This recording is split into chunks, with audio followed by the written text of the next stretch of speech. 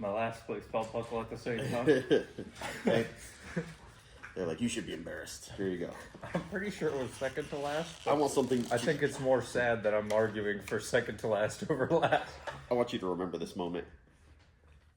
It's okay. I have my 3D group belt buckle.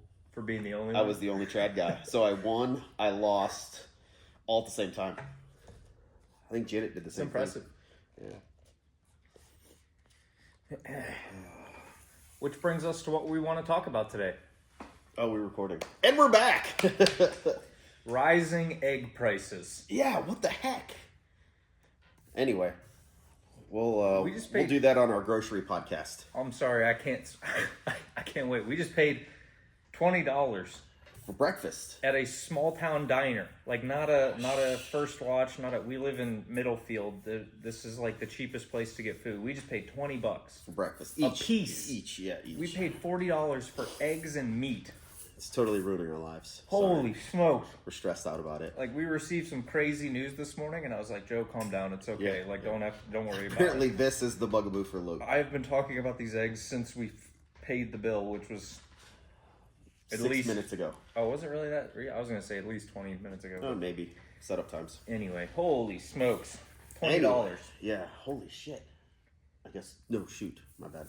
Oh, no, wait, we're not trying to be 13. You know what's cheaper than going to Breakfast, breakfast? yeah. Shooting 3D. Shooting 3D. It's your local archery club. Yes. Well, not substantially, but at least $5 cheaper than that normally. And it will help you practice so you can shoot an animal and then not get charged $20 to eat it every time you want to eat it. Yeah. You could pay $31.50 or 20 cents for a tag. Yeah. Go kill one of these things. Not one of these don't exist, but one of those. I mean, they exist, but just not in that hue. Yeah, this is it was supposed to be a white ram, but when I bought water seal for him, they only had the stained color.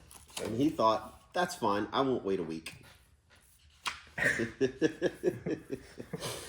I painted the ram orange because I wanted to see, I've never seen an orange ram, and I wanted to see an orange ram. now you know. I've done this for all of you, so you don't have to. Okay, Billy. So yeah, we're going to talk about 3D this week.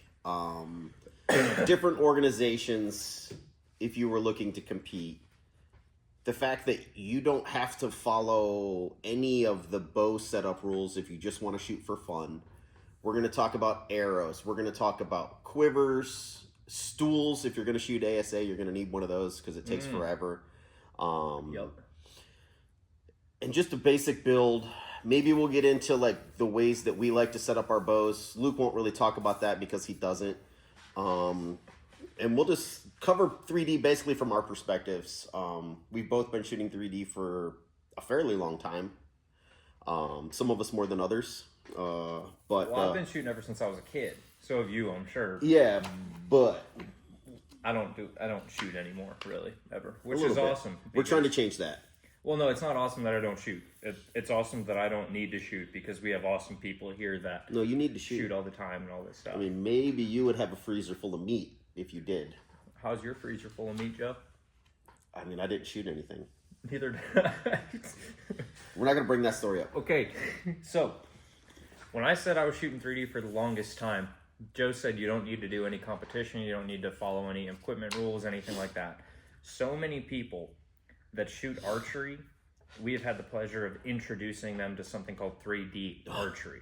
First time I took Tyler Will to 3D archery, it blew his mind. It does that to everybody. Like, so many of you guys don't even know that this exists, and it is so much fun. And then also, there's a lot of intimidation surrounding, like, showing up to archery things because it is such an area where there's such a lack of information. Whenever that lack of information hits you, you're like, oh, I don't know if I'm good enough. I don't know if I have the right gear. None of those questions apply. If you go to any 3D club anywhere around us, and I'm sure it's nationwide, they're the most welcoming people that you will ever meet. And here's the thing, if you're worried about looking bad in front of people, around here at any local club, you could literally go shoot the 30 targets alone if you're just doing a fun shoot. You don't have to have anybody else with you. And then you can kind of ask people after how'd they shoot, and you can kind of feel them out. And here's the thing, if you shot really bad, you can lie. Be like, oh, how'd you shoot? Just say even. If you don't want to look embarrassed and no one sees your score and you just kind of want to feel some people out for numbers, just say you shot even. And they'll be like, oh, that's really good. I was 6-8 down, 6-8 up, whatever, right? Just say even. And then don't worry about it. Or don't even keep score. I know a lot of people that shoot 3D at the local fun shoots. They don't even keep score. They just go and have fun, and that's what they do, right? That's their idea of fun in archery. And that's awesome. Because here's the thing. Your local 3D clubs need support. Yes, they do. The only thing more needy than your local archery shop is your local 3D club. Because here's the thing, those clubs are normally volunteered by guys that have real jobs and that do this in the evenings, on the weekends, setting courses, clearing courses. If you've never set a 3D course in your life and you should shoot 3D, volunteer at a local club and go help those dudes out and see the amount of work that goes into that. I've hauled out quite a few courses in my day, and it's a lot of work. I mean, it's very rewarding when you're talking to people that are shooting your course that weekend and they're having a great time. Or they're like, why'd you set that target there? I smoked a tree. And I'm like, yeah, I did that on purpose. So just something to think about, right? And while all those guys are spending all that time out there, usually it's under volunteered. Yeah. And I can confidently say this because I almost never have time to volunteer myself. And it usually ends up falling on the shoulders of just a couple of guys. Yeah. And they're too busy to market it. Yeah. They're too busy to get the word out there about it. That's why nobody knows this exists. Yeah. But we want to encourage you to go to a 3D club. Yeah. If you come to our shop, we have a board with the flyers of every 3D shoot. You don't have to compete. You can treat it like mini golf. Yeah. Like you go to the the so station. I'm cheat like hell. Well, I was thinking more along the lines of here's your scorecard, and then me with mini golf is like, oh, thank you. Yeah, okay, yeah. And then just go and whatever. Yeah. I don't remember the last time with mini golf, but it's been decades. But I remember it's like, no, I don't want the scorecard. Yeah. So what is 3D, Joe? So we're gonna start local fun, right? Local fun shoot. Take your hunting bow. Go shoot 3D archery. You're gonna hike usually on a trail through the woods, and you're gonna shoot rubber deer. Mm-hmm. That's very simplified, but you're shooting rubber deer and other various animals. There's usually score rings on the animal. We have some back here, but I brought out a visual representation of the scoring rings that are most, if not all of these, will be on the target you shoot.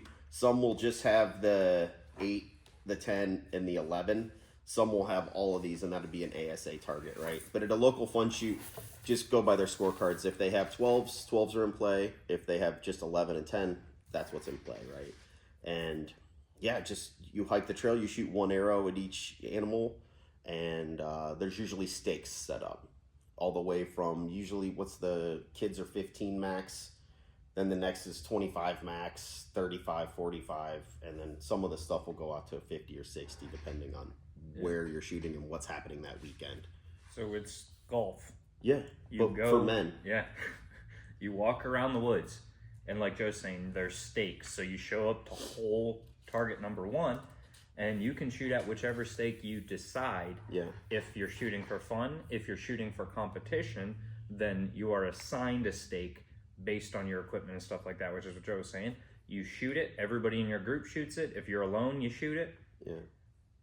Pull your arrow, walk to the next hole or target, repeat until you've taken a really nice hike through the woods, shot a lot of foam. Pro tip, if you're shooting 3D alone and you miss the target and you have to look for your arrow, always, always, always lean your bow up against the target or your something. Yes. Put it there so when people walk up to shoot the stake and they can't see you looking for your arrow or they don't know to look for you there, they won't shoot you. Right? Because normally this is held, it's very informal in groups, right? You just kind of wait for the next group. So if you have to leave the target for any reason, if you're still behind the target, leave your bow there. And then after you find your arrow or you give up looking for your arrow, go get your bow and leave. Just, I feel like that needs to be said a little more often at 3D shoots, because there's been times where you'd go up to glass a target and you're like, oh, there's somebody back there looking for an arrow. So just, or if you have a group of 2, one person stays at the target, the other person looks for the arrow. Very good just practice. A good safety rule. Yeah. Especially because a lot of people, you know, if you came from the gun world, if you came from the world where you've always played with dangerous things, you understand bows are weapons. Yeah. But there's a tremendous amount of people that are coming from not shooting guns, from not being in the wood, you know, from and then they see a bow and they think it's a toy. Yeah. So people, you can't trust people with bows. Like I've seen them like literally like draw back and like, oh hey look, like it's a toy. Yeah. These things will kill you very quickly, very efficiently. They're good at it. So let's talk about if you want to compete, right? Let's talk about, like, we're not going to cover every single class. Let's just talk about like 2 or 3 maybe, like.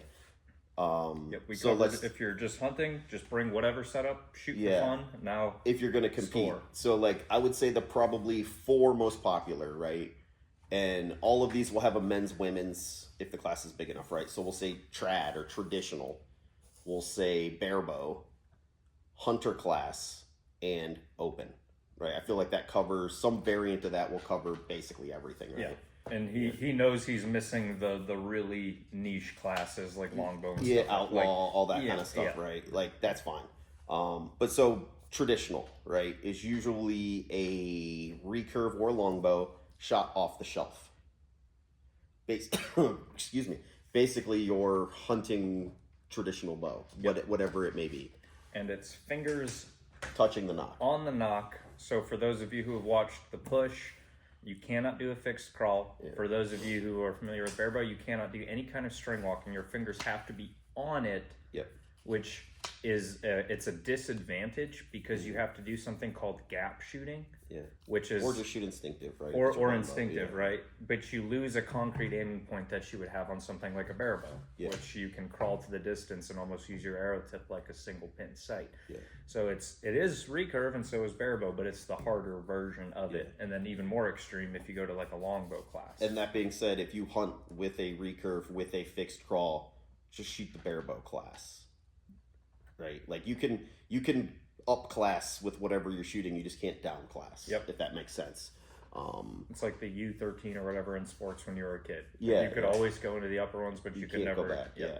So then we have barebow. Barebow is usually a recurve, ILF riser, elevated rest, plunger, no clicker. It usually like World Archery rules is kind of the base of it. Some will allow a stabilizer, some you have to fit through the ring. But, that's true. Yeah, IBO does stabilizers. Yeah. So, but what and a clicker?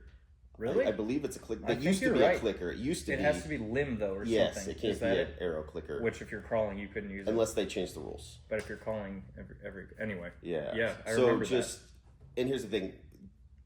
Don't go to a shoot and say that, oh, I heard the rules on the internet. Just read the rules. They're very easy to find. Yep. Just look up IBO, ASA rules. Covering basics. Yeah. So barebow, weights, all that kind of stuff, right? Next class, hunter class. Since this is Luke's favorite, he's going to cover this. I love hunter class. It just feels right. Like I've been a hunter my entire life. It feels right walking into the woods with a hunter class bow. Multi-pin sight. Stabilizers now for IBO and ASA. You're going to hear us talking about those terms a lot. IBO is an unknown yardage association where all the classes shoot no rangefinder. Yeah, like if you show up with one, they take it. Yeah, you actually have to lead. Like you can't take it with you on the course. Then ASA is known yardage with the exception of a couple of classes. And it's usually way more, I would say ASA is closer to golf. IBO is closer to mountain climbing. Like I guess as far as like the terrain, it's not that extreme, of course, but like IBO, you're ways to shoot. Yeah, you're hiking, you're doing all this, and it's the courses are somewhat intense on IBO. Your usually footing's uphill, taken downhill, away from you. Yeah, you're on side hills. It's way more technical. ASA is like the indoor of 3D. It's like calmer conditions. They've taken it and went a little like IBO kind of made a sport out of hunting. ASA kind of took it one more level to sport, like more focused on the shooting, like actual accuracy versus like practical, if that makes sense. And here's the thing, I'm not saying anything bad about either thing. They're both fun. Yeah. They're just different. And some people love ASA and hate IBO. Some people, it's vice versa. It just depends. I recommend you shoot them both. Yep. And figure out one that you like, because there are differences. You know, the 12s are in play, and like I enjoy IBO in shooting unknown for the gamesmanship of like it's a whole other game when you don't have a rangefinder, right? Like you have to know yourself, know your shot, know the way you perceive things. ASA, it's like then you bring in the game of like, okay, do I normally miss low? I'm just gonna leave the lower. But if I'm judging this target traditionally a little hot, I'm going to call the upper and let it slide into the upper kind of thing, right? Like it's just games, right? And both of them have their high points and low points. I shoot both of them just depending on my schedule. And I'm not amazing at them. I just think they're fun. So, open class. That's important to keep in mind is that they are games, Yes. right? So like, I remember the first time I went to IBO. I'm gonna hang out at Hunter class for a second because I want to. I'll explain like my setup and all that stuff that's because good. I spent a lot of. We should have did that with all of them. It's not too late. Okay, we'll circle back to those, but we'll run through Hunter real quick. So Hunter class IBO. I just want to give you guys like a taste of my mentality in this. I like taking a multi-pin sight. I don't care about my stabilizer length outdoors. Would I get an advantage for going longer? Yes, but Hunter class is 12 inches or less. From the point of attachment. From the point of attachment to your bow. So that's like at the end of the weights, you can have like a damper outside of that, but just keep it within 12 and you'll be safe. That's 2 points of connection, single point of connection, whichever one you want to do. But it's a Hunter class bow. Most of the rules make sense. One of them is absolutely ridiculous, which is screw in points. Mm-hmm. The most silly thing. I don't understand it, but anyway. Yeah, you can run a 25 or 27 with screw in points, which just is annoying. Yeah, it's no advantage. It's just a pain in the butt to get components. It gives you zero shooting advantage. It's one of the silliest things I've seen IBO do. Yeah, I think Top Hat made that rule. I see. Yeah, that makes sense. Yeah. That being said, everything else IBO does is awesome. It's fun, yeah. And it's an incredible organization. I'm so happy that I've had the opportunity to shoot it. So IBO for me, unknown yardage, to me, works perfectly with a multi-pin sight. I have been doing something called pin gapping or pin stacking my entire life, where I can shoot in between pins, I can raise my pins above what I want to hit, and I'm so familiar with my arrow trajectory, and I have a visual reference of how my drop is going to be. So when it comes to judging, I don't need a concrete point, right? Like when I judge, I'm a little bit loose with my judging, which is okay because it makes me focus on my shot, and I don't have to have a hard, let's say I judge this target to be 21 yards. I'm going to put my 20 just a little bit high, take a strong shot. Yeah, you're going to aim at like the top third of the 10 ring, yeah. Yeah, and I'll glass it first, and I'll try to find a shadow or something like that. Or if in an extreme situation, if I only have like an aiming point down low, I can put my 30-yard pin somewhere down by the belly and expect to hit up high. But it gives me a chance to kind of not worry about my pin so much. I just set it there, make a strong shot, stare at what I want to hit, and that makes sense for me. Now, this is a lot of people, one of the first things that they bring up when they talk about bows is speed. Mm-hmm. This is where speed matters. Yeah, if you like fast bows, you'll like IBO. Yes, it's not hunting. Speed does not really matter in hunting unless you hunt in a similar judging style of yard, but unknown yardage is where speed matters. And that's where you have to be a little bit more picky about your bow if you find that you want that higher speed.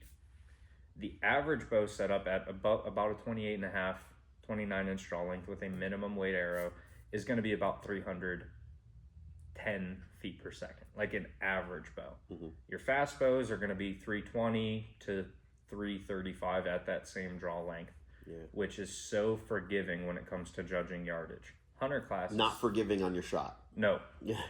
There's no free lunch. You get forgiveness and speed, and judging, you lose it on the twitchiness of your bow, and especially because those faster bows are going to have reflexed risers, which are more twitchy. Mm-hmm. You torque a little bit, it amplifies it. So they're harder to shoot, so then there's the trade-off, right? So it's like, you definitely favor speed in IBO, you definitely favor forgiveness and all the things where you can actually click a button and see how far away it is. But that doesn't mean ASA is easy, right? If I were to take ASA to Hunter class to ASA, I've done that and I hated it. Yeah. Because now you got to get real specific. This is IBO, okay? I'm aiming at the 11. The yellow, the 12s don't exist in IBO. So in IBO, I'm aiming here. I'm okay with missing any direction. Yeah. ASA, you need to get very specific to where you're aiming at the fringes of what we would call the even score. So if you miss high, like it's a different game. It's not easier because you can click a button. It's not easier because you have flat ground, because everybody else has those same advantages too. So the standard is way more specific. Yeah. If I were to go ASA, I'd probably lean more towards like an open class bow. That way I could dial the exact yardage, aim at the exact spot. But IBO, just because of how loose it is, it's like, I don't know the exact yardage. I can get pretty darn close, but I don't know it. I aim at the center. I'm okay with missing high or low, just a little bit. Like, that's fine. ASA, it's not okay. Yeah. So it's different. It's very different. Yeah, and that's the thing with it. It's like it's gonna take you shooting, and that's why like the local clubs are great. Like, go shoot a few, and just because it's not a competition, you can kind of play each game a little bit and see what works with your brain.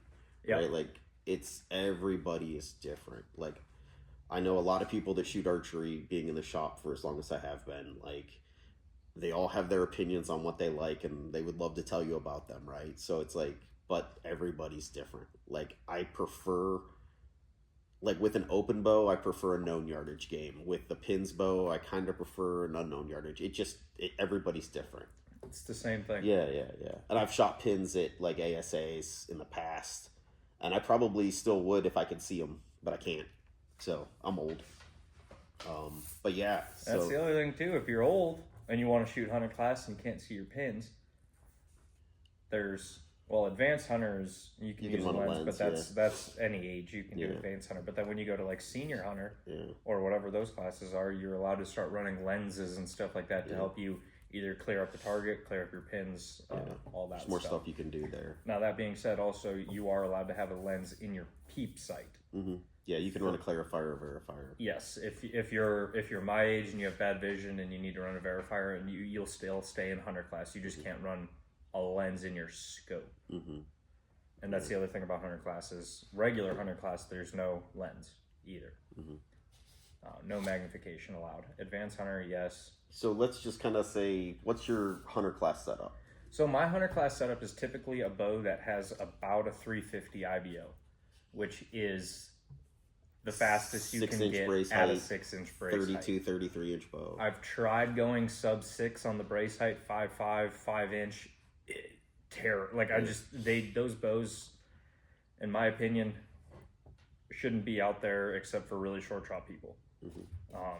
So anyway, that's an opinion, completely opinion. If you have an Expedite, if you have a Omen, and you shoot it well, fantastic. Ignore me completely. You're a better shot than I am. Yes, ignore me completely. So a 6-inch brace height bow that I like because of my nose and my face shape and all this stuff, I like about a 32 to a 33. So fastest bow they make at a 6-inch brace height, about a 32, 33-inch axle to axle, which is very different than most people.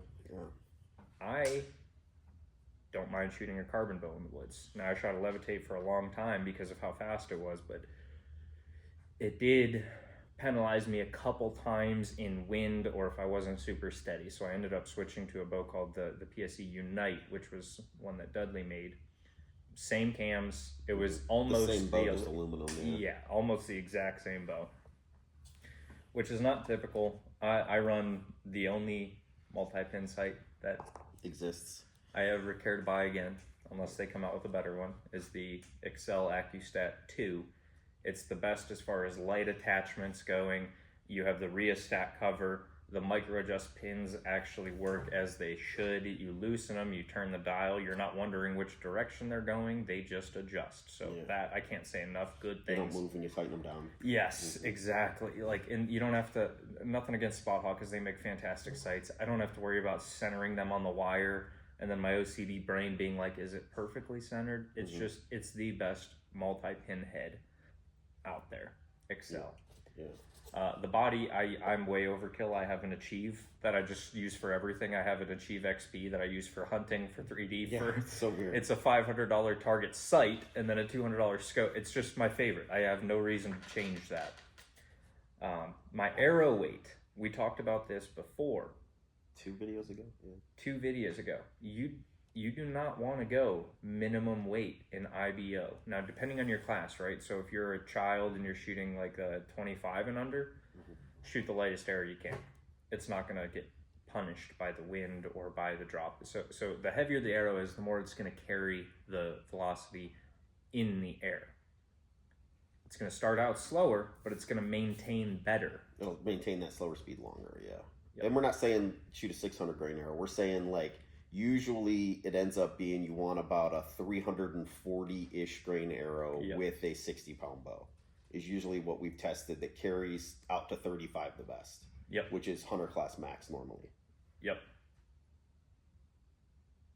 60, 340. So it's like 40 grains. Yeah, exactly. So you're losing speed out of the bow, but the crossover point we talked about in the last video, go ahead and watch that one. It's like just south of 30. Yes, just under 30 is where you lose the advantage of a minimum weighted arrow.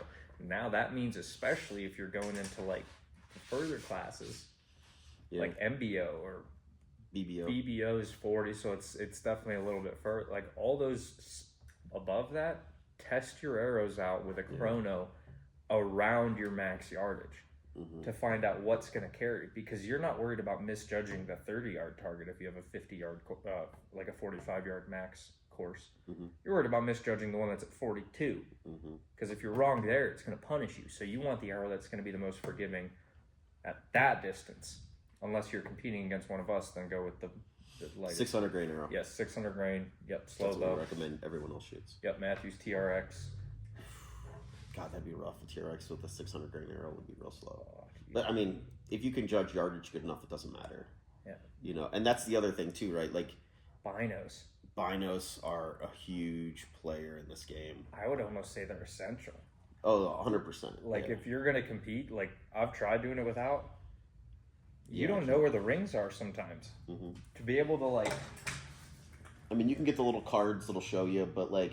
It's really nice if you can go and glass a target, right? And you can see an arrow or a leaf shadow or a piece of grass sticking up or something to be like, I can aim right there and my arrow's going to go in the 11 or, you know, for playing that game.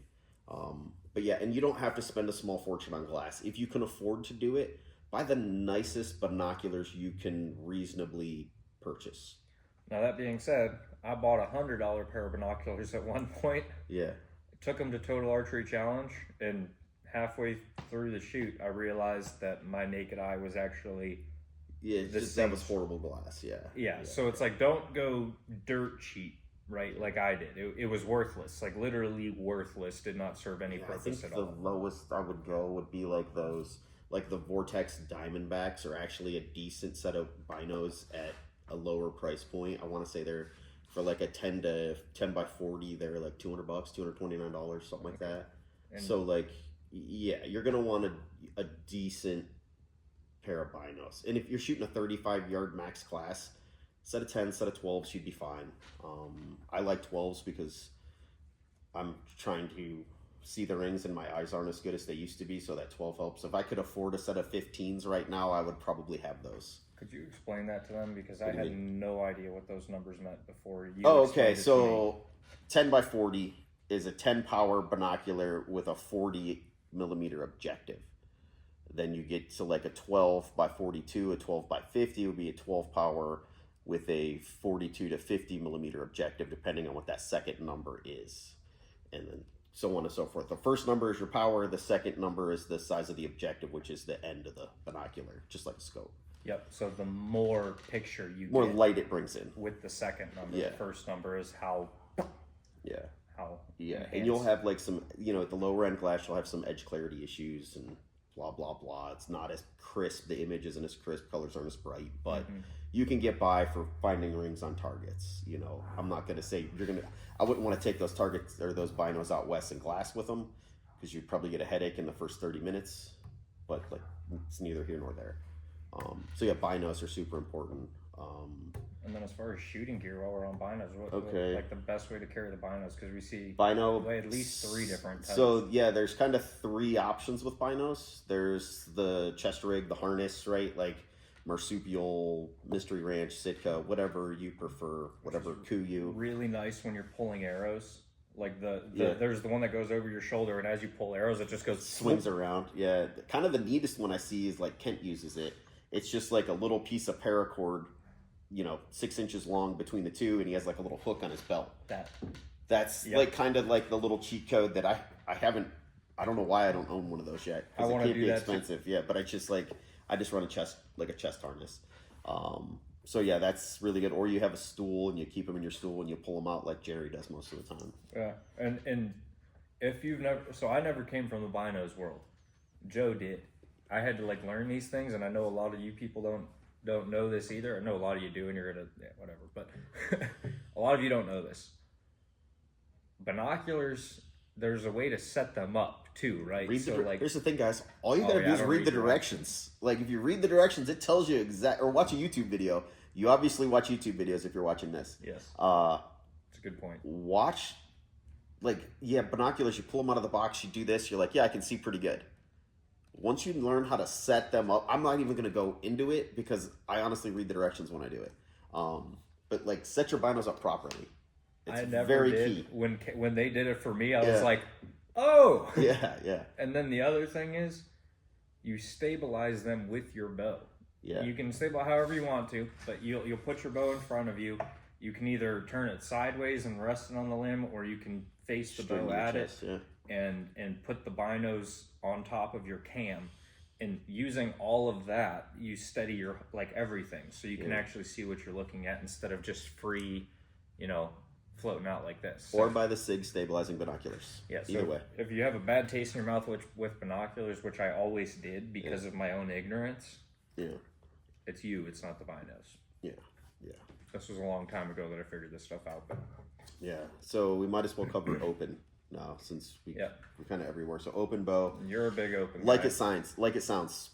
There's really no rules unless you ASA. You have a speed limit, but that's it. IBO, there's no speed limit. So open bow, I want a 36 to 38 inch bow. The 38 thing is new because of the new title. I like it. Normally I would say 34 to 36, but I've opened my heart a little bit. So long bars, 28 to 32 inch bars, depending. 15 on the back. If you shoot an open bow indoors now and you have a ton of freaking weight on it, you're probably going to want to cut some of that weight back, especially for the uphill and downhill shots, because there's just a whole difference the way that weight swings around. I would definitely almost cut your weight in half. Or bubbling into side hills. Yeah, it's really hard. Yeah. So that's always good. I run a 6-power lens for outdoor and usually a green pin. That's another thing that as you play with these games, you'll find out that your best bet is probably just run a clear fiber and use a light that allows you to change the color of the fiber, unless you feel like having 40 different pins that you can swap in and out. It's nice to be able to I shoot indoor with a blue pin, I shoot outdoor with a green pin. It just depends. Similar size pins, I run a 29 for indoor and 19 for outdoor.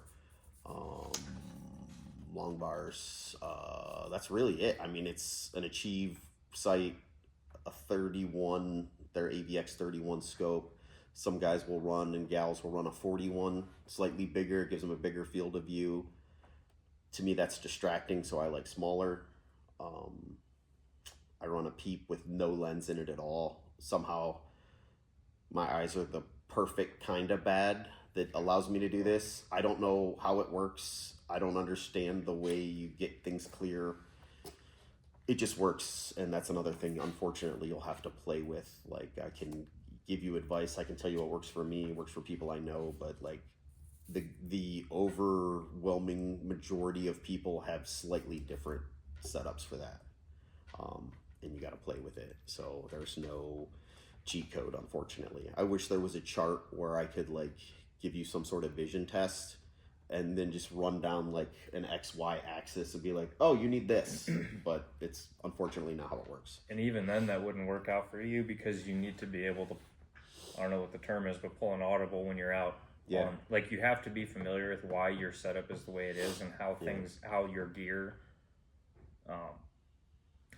influences your sight picture. Because when I shoot with open class people or I'm with them when they're talking about, it is so vision based. Yeah.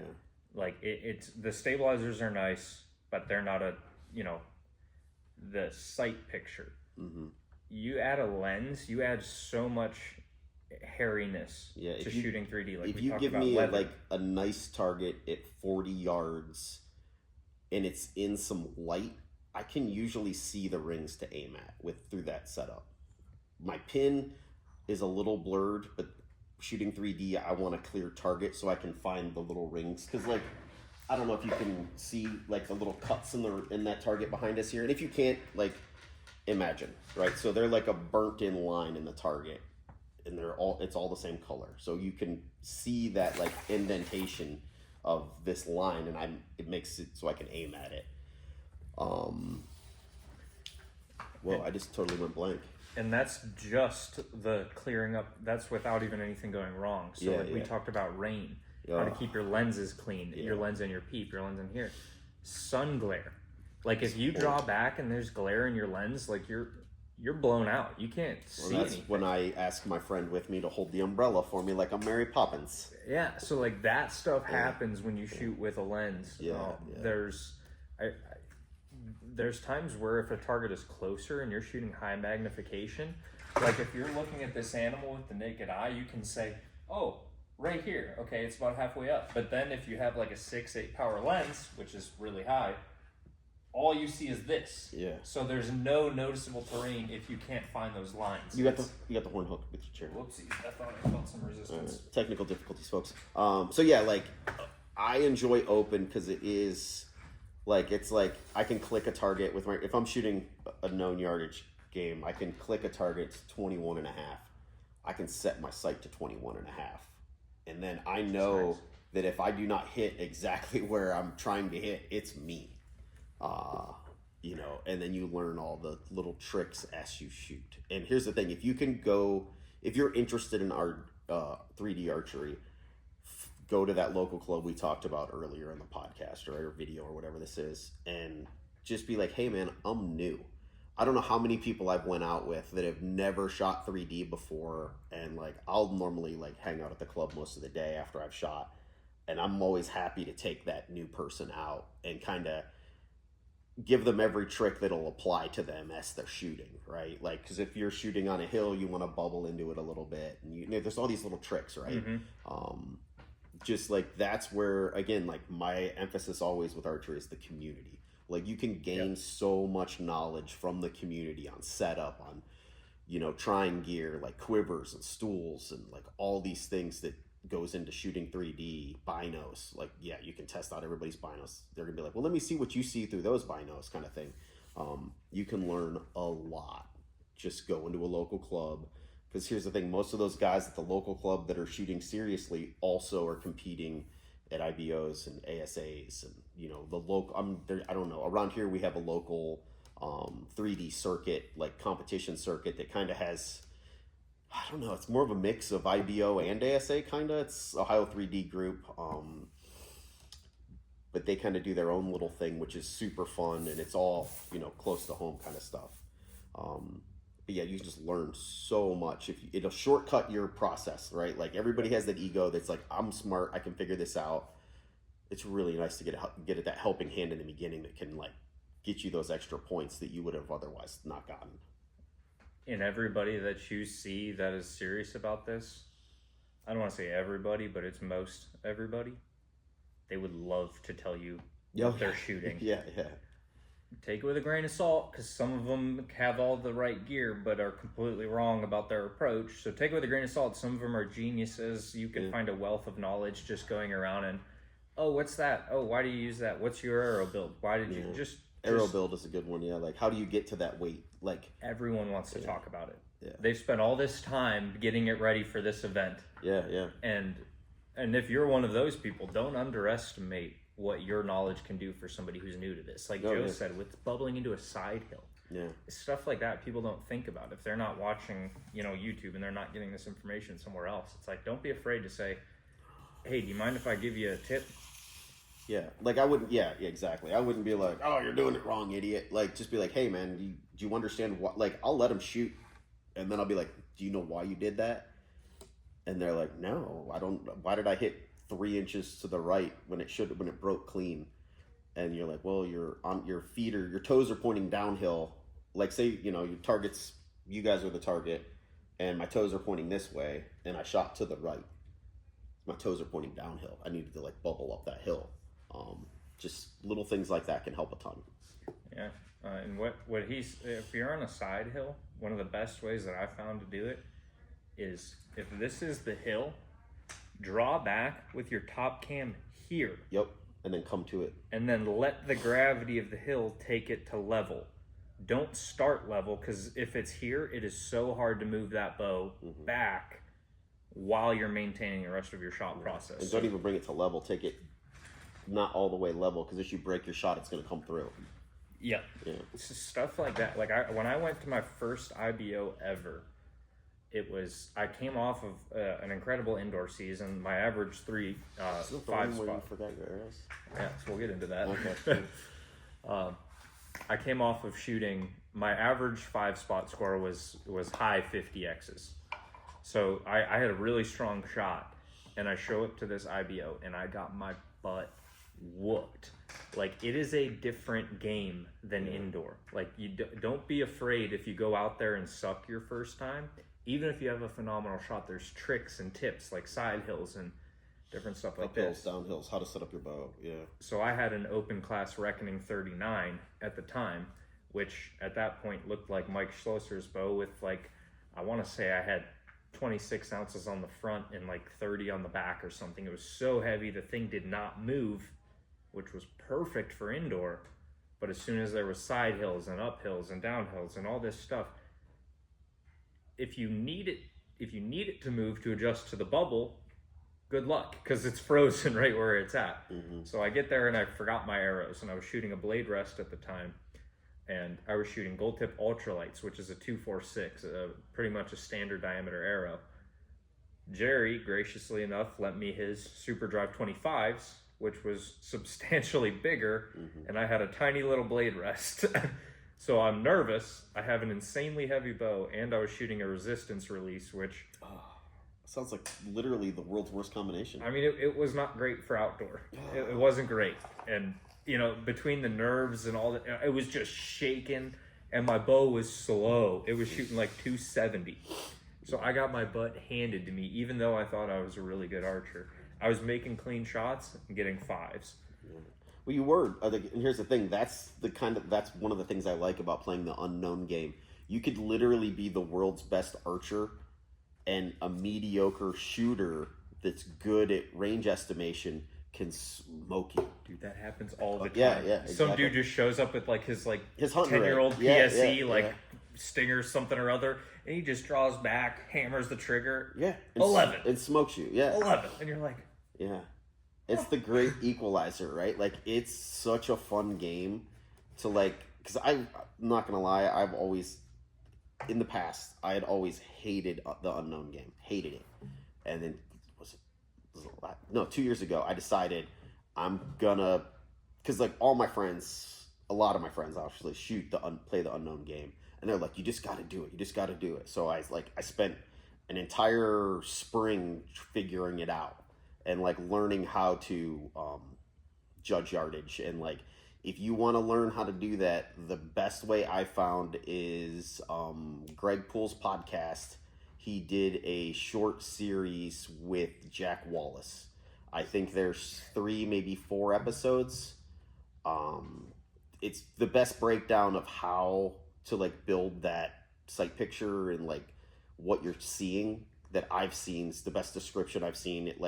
It worked for me. And granted, I'm not Levi Morgan. I'm not it's 42.6 yards. It's a hot 40. We're just gonna, use the 41 and 40 pin and just aim a little high. Yeah, 40 hot. Yeah. 30 light, something like that. And you can get, like, if you know your bow, if you know the cast of your bow, and like that's another thing I recommend doing is like setting your sight to a yardage. Like, I do it at 20, and with an open bow I'll do it at 30, and I'll do it at 40, and I'll see how many yards it takes me to come out of a 10. And so it's like, okay, it gives you a little more confidence in picking a number, because it's like, man, I can be 3 yards off and I could still get a 10 at this distance. At this distance, I got to be within 2. At this distance, I got 4 or 5, right? Like, you can kind of, it gives me like a little warm fuzzy.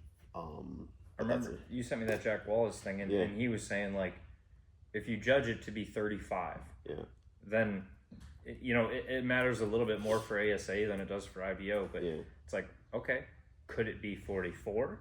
And you're like, it could be. Could it be 46? No, I don't think so. So then you want to aim a little bit low. Because it might, like different stuff like that. Watch that. It would very good information. I can't remember the name of it. Bow Junkie? Bow Junkie, yeah. Okay. Yeah. So the Bow Junkie podcast, this was about 2 years ago. Well worth the time. Like I said, it's a good discussion about how that works. And Jack Wallace is a super good dude. Like, I actually was messaging him questions on Instagram and responded, spent a bunch of time helping me. So, like, feel free to reach. And that's another thing, like, pros in archery are accessible to a degree. Like, don't be annoying, but like, if you have a genuine question, like, shoot it at one of them that you see online.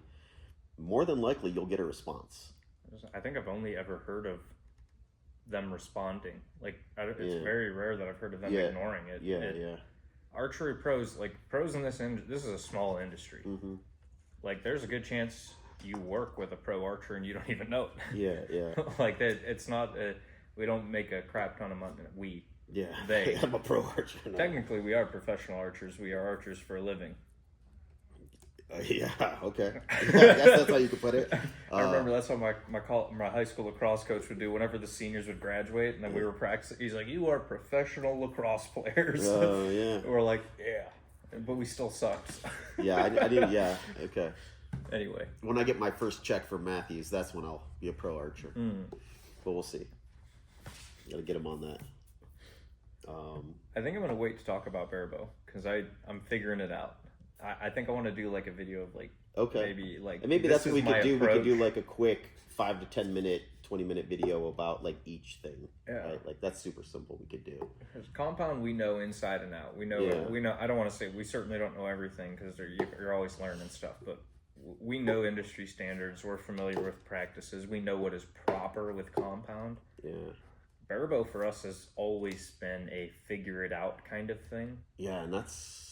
And that's kind of the allure of barebow. Yes. It's like there is no textbook with barebow. Like, there's resources out there now. Like, when I first started shooting barebow almost 10 years ago probably, there was nothing. There was like a couple random forums. Like, you couldn't even buy a barebow riser at the time. Like, you bought an Olympic riser and made it work. Like, the first riser that was purpose built was C&D Archery. And when they had the WF-25 that came out, I remember it was like the greatest thing ever. Like, there's not, and then for 3D, it's even like barebow indoors is like, okay, this works. But barebow outdoor is a whole other animal. Like, some guys will string walk to each distance. Some guys will have a fixed distance and they'll aim high-low. Like, it hurts my brain. I won't do it. Yep. That's why I want to wait. Because I want to try them and be like, okay, this works, this doesn't. My game plan right now is going in with a fixed crawl, more or less. The John Demmer approach, and figure it out. It's tough, man. Like, and trad's fairly simple, right? It's usually a 25 to 30 yard max. Use your hunt rig. If you want to optimize, switch your arrows up. It's not that complicated. I feel like I can confidently say that with that. You're shooting off the shelf. You can't do anything too fancy. Sorry about that. What? Oh, no. So, we got 3D.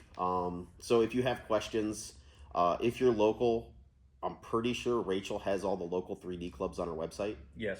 It's a great place to start. If you are not local, Google archery clubs near me.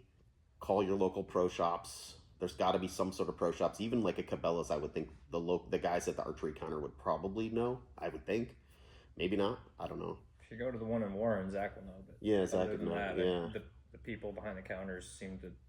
Yeah, I don't know. I'm sure there's good. I'm sure there is. Yeah, and I've heard of them. I've heard they exist in places, but it's probably the exception to the rule and not the rule. Yeah. Yeah, I don't know. I don't live in those places, so I don't know about it. We can't encourage you enough to just go out there. Like, don't think you have to have it all figured out before you go out there. Yeah. The people are welcoming. You're in the woods, so if you miss, it usually falls into some safe dirt. Sometimes it goes tink, tink, tink, tink, tink, tink. Sometimes it smokes a tree and it lives there forever. And if you're worried about losing arrows, because 3D, you're way more likely to lose arrows than aiming at like a 4x4 bale, walk up close.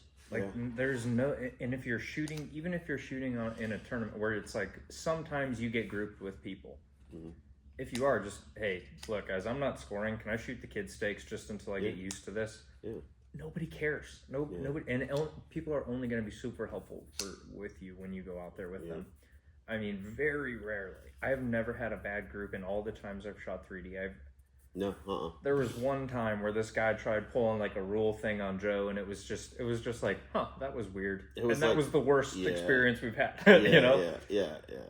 And I mean, that dude was probably like, I don't know. I whatever. He just very rule oriented, which is fine, you know. It's technically, whatever. Anyway, but that's the thing is that it didn't ruin our day. It was just a silly. We're like, okay, like, all right, dude. Okay, that's fine. Yeah, and that was the worst. Yeah. So, at best, you find friends that you see every time you go to shoot 3D, and then even if they live across the country or something like that, you can expect to see them, and you meet amazing people. Yeah. And you can spend the whole day with them shooting and then say, I'll see you next year. And that's kind of nice. You know? Yeah. Especially like if you do an IBO circuit, like around here, the IBOs are fairly close. Most of them within 10 hours is the furthest. Yeah, I think so. That was the North Carolina one. If you live on the West Coast or somewhere west of the Mississippi, it may be harder to find clubs. I don't know what's around where you are. But like East Coast there's a lot of 3D in the area, like between like Northeast Ohio and like Western PA, there's gotta be 8 or 10 clubs shooting.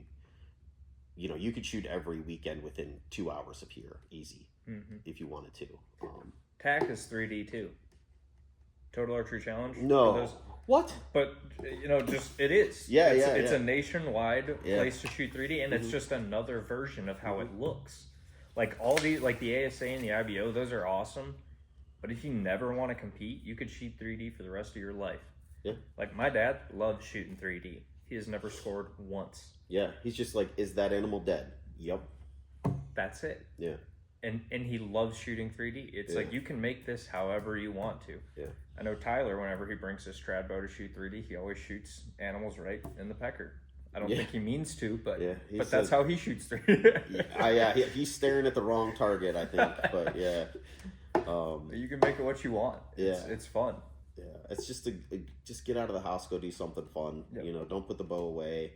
And this is like shoot your bow year round kind of thing, right? Like it gives you a reason to keep your skills sharp for hunting season, even if you're purely a hunter, right? You're like, I have no interest in archery other than hunting. Great. Go shoot some foam animals. Keep those skills up year round. Yep.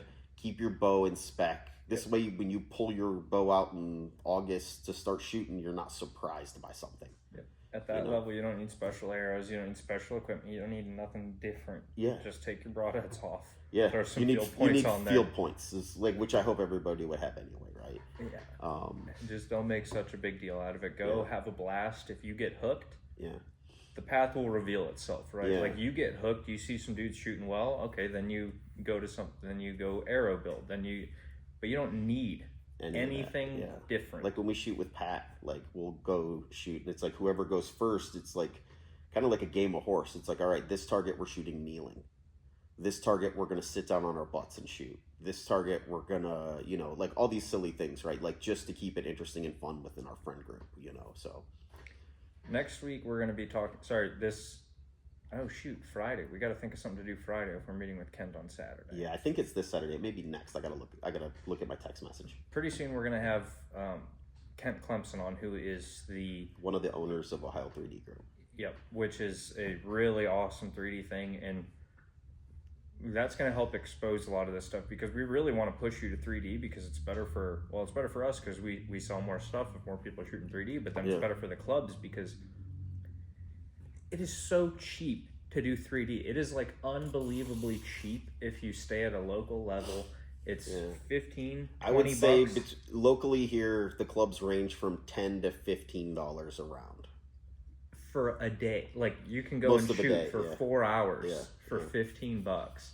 A membership, for at least for the Geauga Bowman, which is the one in Chesterland, and if you're curious about joining a 3D club and you're around Chesterland, that is awesome. It's the best club around. 175 now or something? 25. Oh my gosh. Yeah. For a year. Yeah. $125 for an entire year membership. Yeah. Where you can go anytime you want to. And if there's targets up, you can shoot. Yeah. That they're basically giving it away. Like that is so dirt cheap. They should raise their prices, and if you're hearing this, you should get in before they raise their prices and just start. Limited time offer. Probably not. It'll probably be forever that way.